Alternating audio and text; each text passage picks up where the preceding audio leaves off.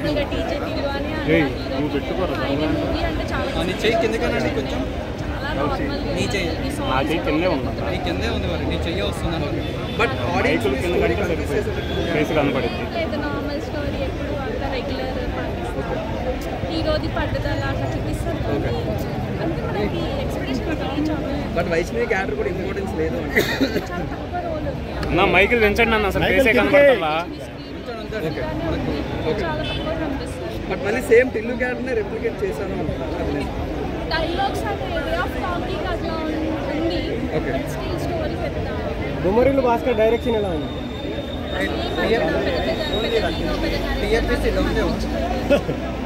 చిన్న మూవీస్ కూడా బాగా వస్తున్నాయి ఇప్పుడు అసలు అట్లా కూడా అక్కడ ముండా కొడుకులు అనే దగ్గర ఒకటి నా కొడుకులు అనేది చాలా మార్చారు సినిమాలో. అవసరం లేని చోట కూడా ఎక్కువ వల్గార్గా లేదు మాట్లాడలేదు అలా ఏం లేదు ట్రైలర్లో చూసినట్టు ఏం లేదు.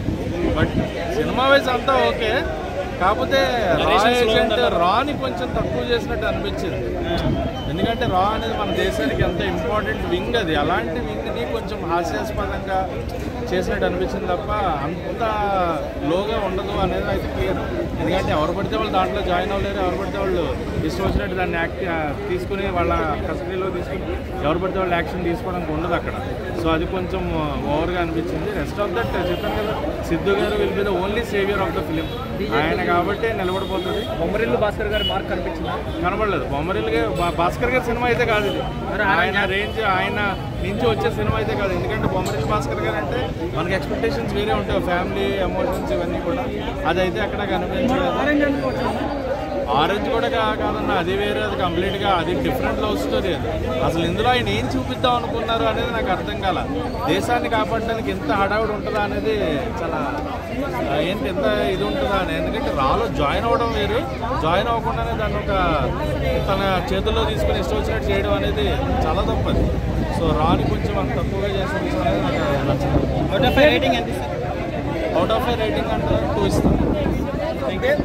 అయిపోయాడు పిచ్చోడు అంటే పిచ్చోడు అయిపోయాడు బ్రో. రా కోసం అయితే ఆ సీన్ కోసము మొత్తం ఆడిపోండి ఈడిపోండి ఆడిపోండి అందరు రాలో ఉన్న వాళ్ళందరూ ఆగం చేసి పడేసినాడు. రాలో ఉన్న అందరూ ఆగం చేసి పడేసినాడు. కానీ సినిమా ఆయనకి మాత్రం సెట్ కాలేదు. ఓన్లీ కామెడీకి మాత్రమే సెట్ అవుతాడు మనోడు, కామెడీకి మాత్రమే సెట్ అవుతాడు. కానీ చాలా ఓవర్ అనిపించింది సినిమా. ఓవర్ అంటే మామూలు ఓవర్ కాదు, బాగా ఓవర్ అనిపించింది. జాకో కాదు, జాకో కంట 2 అయితే ఇంకా ఆల్మోస్ట్ అయితే బాగుంటుంది అనుకుంటా. సినిమా అయితే చాలా కొంచెం ఓవర్ అంటే అనిపించింది. సిద్ధు ఒక పెద్ద అంతే బ్రో. సినిమా అయితే ఆల్మోస్ట్ అయితే కొంచెం ఓవర్ అయిపోయింది సినిమా అయితే. ఓవర్ అంటే ఓవర్. సినిమా అయితే ఒక ప్రకారంగా అయితే కొంచెం బాగుంది, కానీ ఓవర్ అంటే ఓవర్ సెట్ కాలేదు. ఆయన కంటెంట్కి ఆ యొక్క మూవీకి ఆయన అయితే సెట్ అయితే కాలేదు. సెట్ అంటే అసలు సెట్టే కాలేదు బ్రో. ఓవర్ అనిపించింది సినిమా అయితే, అంతే బ్రో.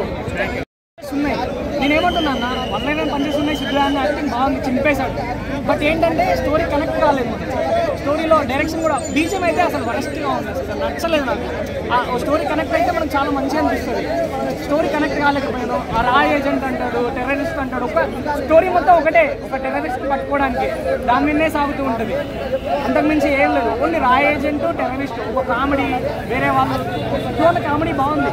బట్ అది ఒక 1 minute అయిపోతుంది. సో పెద్దగా స్కోప్ అనేది రేటింగ్ అంటే 2 థ్యాంక్ యూ.